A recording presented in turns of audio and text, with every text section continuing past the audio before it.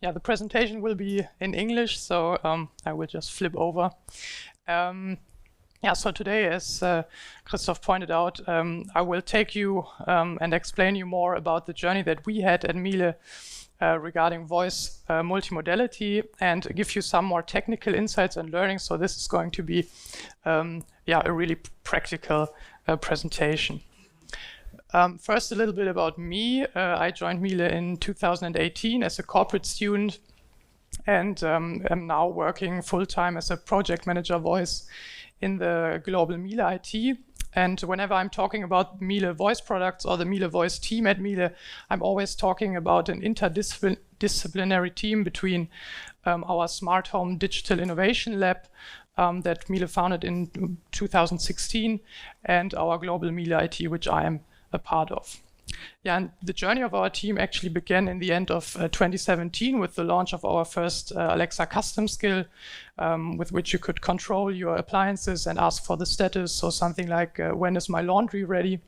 And in 2018 we already continued to expand the feature set of that skill to support multimodality. So you could, for example, check on your Echo Show or Fire TV display devices the status of your appliances, or check what's the recipe of the week of our recipe service. And in 2019, Miele then launched its Generation 7000 cooking appliances, and with that an oven which has a camera inside the oven chamber. And we extended our skill so that you could ask Alexa to show you the picture of this oven camera on your Fire TV. So while you're watching Netflix, you could check your cooking process lazily from the sofa. Yeah, and then in 2021, we introduced support for Alexa Smart Home, which offers automatizations and routines, but also integrates deeper into the ecosystems which our users already use. And that's also true for the support we added this year for Alibaba Tmall Genie smart home platform in China and the Miele Smart Home Action we just launched in June this year. Yeah, and just a few weeks ago at the IFA in Berlin, we showcased a prototype of CookAssist on Alexa, which is a multimodal cooking experience that I'm going to talk about later in detail. But what you can see from this little piece of history is that there are basically two trends for us at Miele. The first one being the support for voice-enabled smart home platforms, so Alexa Smart Home, Alibaba, Google Assistant, which offers these automatizations and routines. It offers an integration into the ecosystems in which the users already live. But we still kept this Alexa custom skill because it offers more advanced use cases, sometimes even easier interaction with our appliances. And it also offered us to support multimodality. And that's actually the second trend that you can see here, that we continuously expanded that skill to support more and more use cases multimodally. And you might now be asking yourself, well, probably not, because that's why you're here, but you might be asking yourself, why should you bother with multimodality? Isn't it all about voice only if you're developing voice-first products? And well, voice as an input modality is already really good. So if you say something to Alexa or Google, it will be most of the time transcribed correctly, and the intent will probably be recognized correctly. And according to the Nielsen Research Group, it has the future potential of soon to be great. And a voice as an output modality, however, is rather seen as inefficient. And Nielsen actually says that it has a limited usability except for simple information. So depending only on voice, especially for more complex use cases, is not really recommended. And there needs to be a solution, which is, in our case, adding visualization, adding display technology to your existing voice-only use cases. Yeah, and what does that offer to you? Well, it offers major improvements regarding your users' experiences, and I brought 3 examples on how multimodality can actually improve the user experience. So a study actually found that if you even just have simple multimodal use case like a weather skill, this can already help that users recall information better. So even although it's really a simple piece of information you have there, people will recall information better in contrast to a voice-only use case.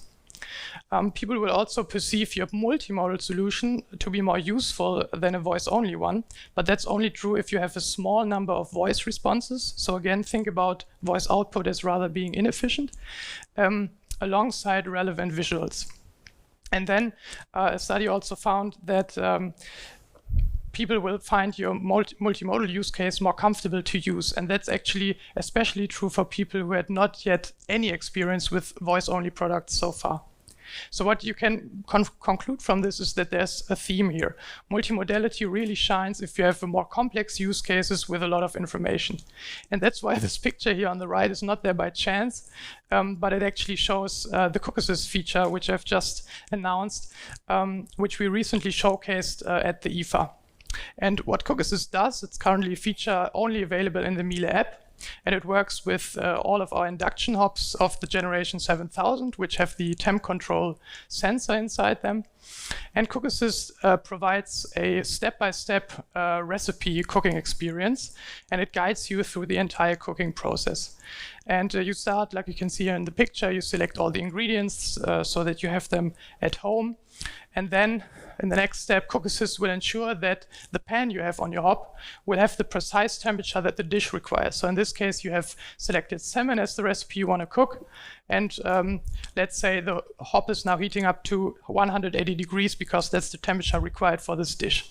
And that's possible because the sensor inside the hob can precisely measure the temperature that you have inside the pan. And by that, you don't have to manually adjust the temperature anymore, and your food will also not get burned anymore. Yeah, and once the pan is then heated up successfully, CookAssist will guide you through all the further steps as well. So for example, it will remind you when you have to flip your salmon or steak at the perfect time, which is done with these helpful little timers there that you can see on the bottom left. So what CookAssist basically does is it takes the hassle out of cooking. You don't have to worry about your food getting burned anymore, and you have perfect results with minimal effort, especially if you think about more complex recipes like surf and turf. But what our UX researchers found with that feature currently implemented in the Miele app is that there's a main big pain point for our users, and that was that our users didn't want to navigate manually through the different recipe steps within a recipe by touching on their expensive smartphones and tablets, because most of the time, your kitchen will not look like the picture on the left. It won't be as tidy. You will have your hands occupied. So yeah, people don't want to manually navigate and tap on their screens all the times. But on the other hand, other parts of the CookAssist experience we already have in the app were seen as very efficient and had a good usability, like the recipe search you can see here on the right. It's an easy to use part of the app, so we definitely wanted to keep that. So what we concluded from that is that for the cooking process itself, voice is the way to go, because that's how we can create this hands-free experience that our customers demand. But still, we want to keep a screen as an addition, because again, think about multimodality really shines when there's a lot of information, and we definitely have a lot of information with all of the recipe instructions, with all of the photos, ingredients that you need to display to the user. So if you have a lot of text that's spoken out loud, that's not really efficient, has not a good usability. So we definitely want to have a multimodal use case for that, but still, again, keep the app as the starting point, because the users already really like the way they can select the recipe currently. Yeah, and that's how we actually came up with the idea as CookAssist as a multimodal cooking experience. So start from the app and then flip over to an Alexa custom skill to have a truly hands-free cooking experience. And now I want to give you some technical insights on how we built that and what we experienced along the way. Yeah, so in the beginning, we started with a really, really simple POC. It looked something like this. We just used Amazon design templates, because in the beginning, it was not about the graphic user interface. It was about checking whether we could actually use on Alexa devices highly dynamic content. And maybe you're asking yourself, why is that important? Well, because there's a fundamental architectural difference between our Miele smart home platform and how Alexa custom skills work. And let me show you what that means. So in the middle here, you have the Miele Cloud Service, which is the central brain of all smart home appliances at Miele. All of them, like the hob here, are connected to the Miele Cloud Service. And if users now want to check the status of their appliance or control it remotely, they can do so via all the channels like the Miele app, our smart home products like Alexa, but also third-party applications like Telekom Magenta, which use the Miele third-party API. And if the user now, for example, wants to know the temperature of the hob, so how far is this heating up process currently going, the hob will automatically notify the Miele Cloud Service in real time whenever the temperature is changing. So we'll say to the Miele Cloud Service, hey, my current temperature just changed to 70 degrees. And then the Miele Cloud Service will redistribute this information to all relevant channels that subscribed to this information in real time.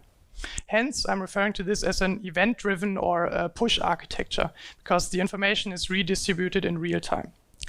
But in contrast, when you have an Alexa custom skill, Amazon first needs to send us, so the Miele Cloud Service, a request. Hey, I want to get the current temperature. And then we are allowed to answer the current temperature 70 degrees to the custom skill. So we are not able to proactively notify the Alexa custom skill whenever something changes on the appliance itself. And this, hence I'm referring to this as a pull architecture, because you actively need to provide this information and cannot just easily push it in real time to the custom skill. Yeah, and this led to some interesting questions and problems we needed to solve, because again, the main pain point for our users was they didn't want to manually navigate throughout the recipe. So we wanted to enable an automatic navigation within the recipe, at least where it's possible. And that is possible, for example, in steps like this, where the hob is heating up, the process will at a certain period of time finish. And then in this case, you can see here, it's the step 4 of the recipe. Once the hob is heated up successfully, the user should automatically be navigated to step 5 of the recipe without having to say or touch anything. And for that, we need to have constant updates from the Miele Cloud Service to the CookAssist custom skill. But these pulls are rather expensive. So if you have a lot of, if you use these pushes that we use within our Miele Smart Home platform, these are rather efficient. But if you have a lot of pulls, it's rather expensive because it creates server load and latency. And we wanted to solve that, and we solved that by introducing, so to say, context-aware updates. So we only do those rather expensive pulls when they're absolutely necessary. So when we have appliance communication, like in this case, when the hob is heating up or when the timer is running on the hob. So that's how we solve that fundamental architectural difference, by introducing those context-aware updates in order to mitigate the problems of that concern. Yeah, and then once we solved that technical problem, we wanted to ensure, or we asked ourselves, how could we actually ensure a seamless cooking experience when there are user flow interruptions? Because what we experienced when we tested with our POC and showcase with some users was that they would say something to Alexa that we didn't have implemented yet, or that they would want to watch Netflix or listen to music while they were waiting for the hob to be heated up. And then if they wanted to get back to the experience, they didn't know really how. Then the recipe started at a different step at where they left off. And in some cases, they were even presented with something like this help screen, and then the user looked something like this. So we definitely wanted to prevent this from happening. We wanted to create an easy interaction, especially for these resumptions. If the user is doing something else in the different, we want to get him or her back to the recipe as easy as possible. And for that, we needed nothing less to do than completely rethink how we design our voice services. Because until now, we have used Alexa skill session and session attributes to store information about the user's state. And that worked out well, because for our custom skill that we currently have in the skill store, we don't have to remember these information for a long time. These session attributes are stored for about 30 seconds, so for one user session. But if you think about a recipe which takes rather 30 minutes than 30 seconds, that's not sufficient. And we also designed our voice services until now to be stateless, because we wanted to have a highly service-oriented architecture. And we also didn't want to have this state management tracking overhead.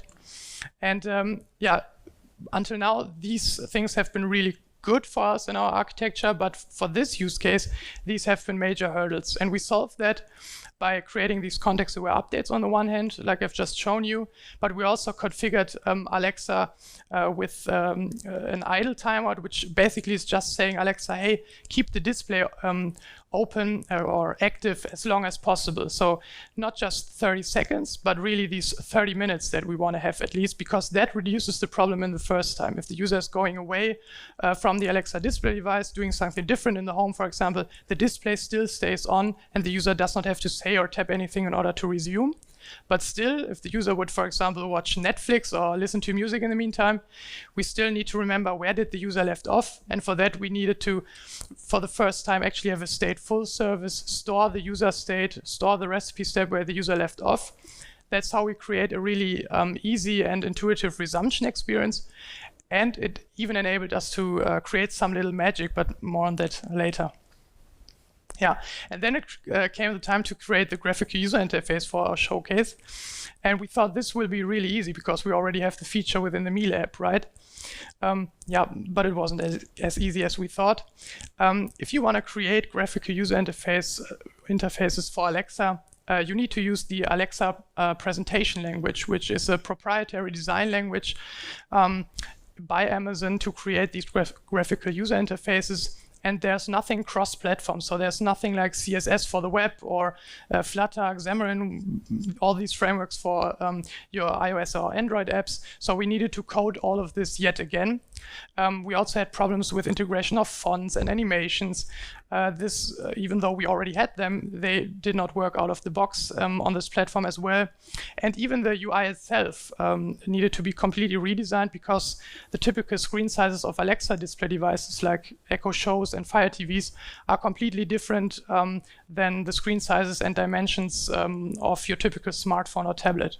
So yeah, our learning from that was definitely GUI programming took a lot more time and effort than we initially thought.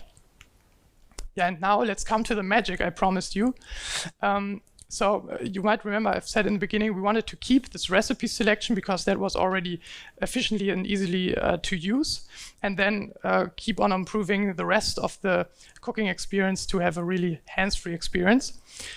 But we were not only doing this because our own UX researchers found out that this was a good thing to do, but actually, again, the Nielsen Research Group is also saying that it's a common complaint from users that if they use their voice assistants, they do not really integrate well into the virtual ecosystems in which they live. So if they use app A on their smartphone, it doesn't really integrate well with their app B on their voice assistant. And that's something we wanted to solve, at least for our own use case, and create this seamless handover between our Miele app and our CookAssist custom skill.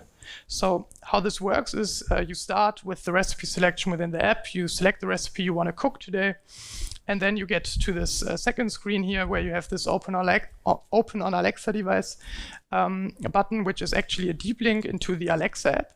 There you can select the Echo Show display devices where you want to start the experience. And if you do this, the skill will be automatically opened on the selected screen.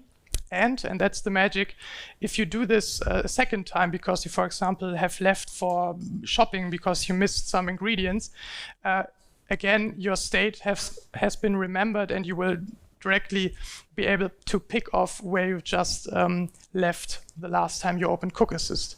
So that's how we really want to create this seamless handover. And from there on, you could now easily navigate from one step to the next via voice.